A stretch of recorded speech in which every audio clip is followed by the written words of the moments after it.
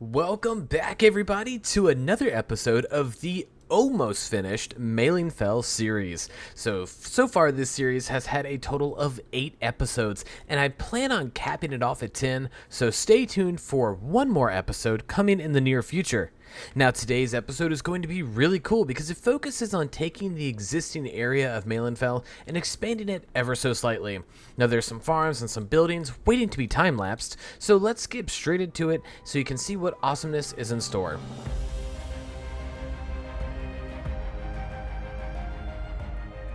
Alright everybody, so the time-lapse begins with the building of the first home. Now this is a homage to the original homes I built all those years ago, so I kept it very true to the original designs, but I made it a bit thicker so there's a little bit more space inside. Now, all of the new buildings in today's episode are crammed with beds and personal belongings, and that's why they needed to be a little bit larger. Now, I did this because I was going through the mental notes of Maelinfell in my head about the population, food, all that good stuff, and the amount of beds does not really fit the number of people that would inhabit a town of this size.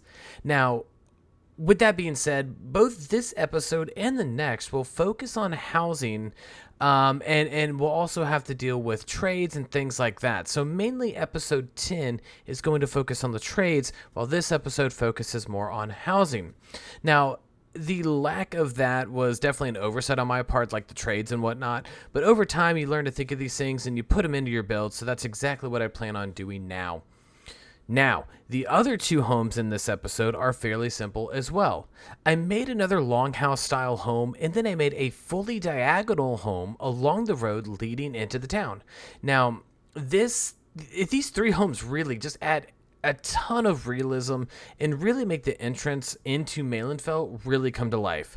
Now, the entire town is very unique, and I do have some plans to potentially do a full revamp on it, just like what I did with Dirkshire. Now, of course, if you like that idea, put your opinions in the comments because I think it's a really good one. However, everybody might not think that, and it just might not be it. So, just let me know. Should we revamp it? Should we not? Should we just leave it original? Just let me know. And also, as always, if you like this video, be sure to like and subscribe to the channel because that's what all the cool people are doing. Now, anyways, that's pretty much it for me. I'll leave you to some music. I'll meet you again for the walkthrough. I'll see you in a minute, but enjoy it.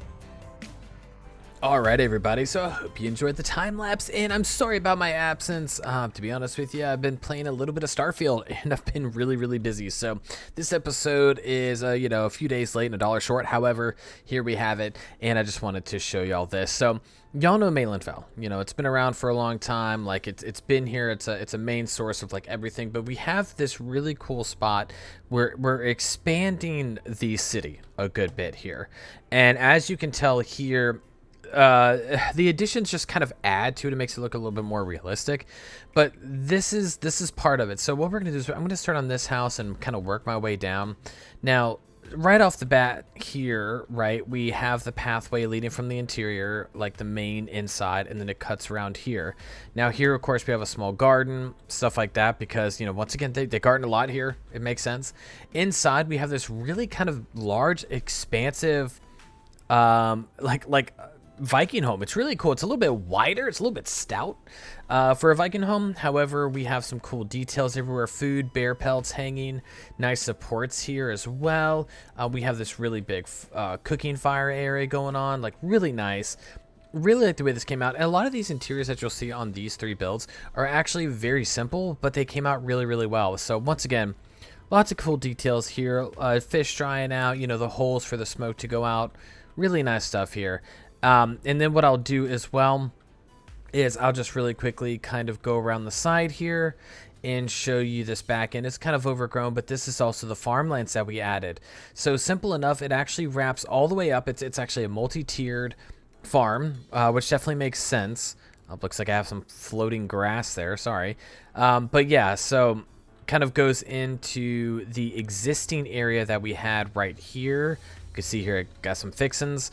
But yeah, so this bleeds into the existing farmlands that we had right here, and I think it was a really good addition. Really kind of helped fill that space, makes it look really, really good, and to me, it just kind of ties it all together. So yeah, there we have it. Farm, once again, very detailed, has lots of cool stuff in it. But here we're gonna go to the next house. Now this is a small little garden as well. You can see here we got some I think these are potatoes. This is supposed to be like, I think it's rice, but you know, it could be like anything you want. I just added it because it has a really good aesthetic to it. And then of course we have some barrels and such like that as decoration. Now going into this house is pretty cool. It's very large home, seats 1, 2, 3, 4, 5, 6 beds.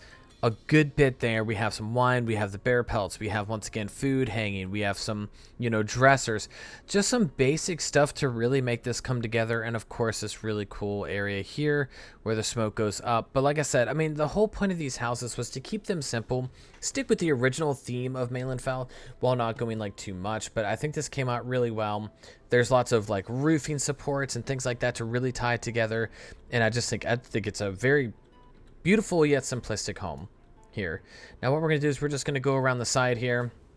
We're going to go on up to the next home. You can see here we actually have this little outcropping. Nice little spot here. Really kind of comes together. It kind of helps break up some of the like simplicity, or not simplicity, but the monotony of the roof. Here of course we have some chopped firewood, things like that. Clothes being hung out to dry in the sun. Sorry, I can't talk today. I'm very sorry.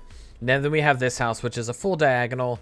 Once again, really cool build here. Small little fires here. Beds obviously close to you for warmth. We have some bear pelts, some dried out food. You know, just some seating areas here. We also have a small little storage bit here, which is really cool, I thought. Just kind of tie in, and this is on a full diagonal as well. But really nifty little spot here. Really nifty little house. And like I said, building on diagonals is always fun. It's always very interesting.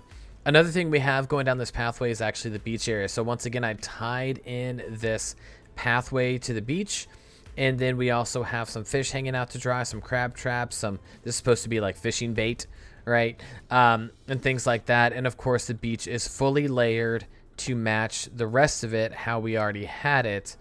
Took a lot of work. You can see it stopped right here. It took a lot of work, but really cool. It really makes this area come alive with that layering and everything. So really nifty if you ask me. But yeah, so that's pretty much it. So let me give you a quick little flyover. You can see here we have the housing, we have the beach here. Very beautiful, very, very in tune with nature. You know, really cool spot.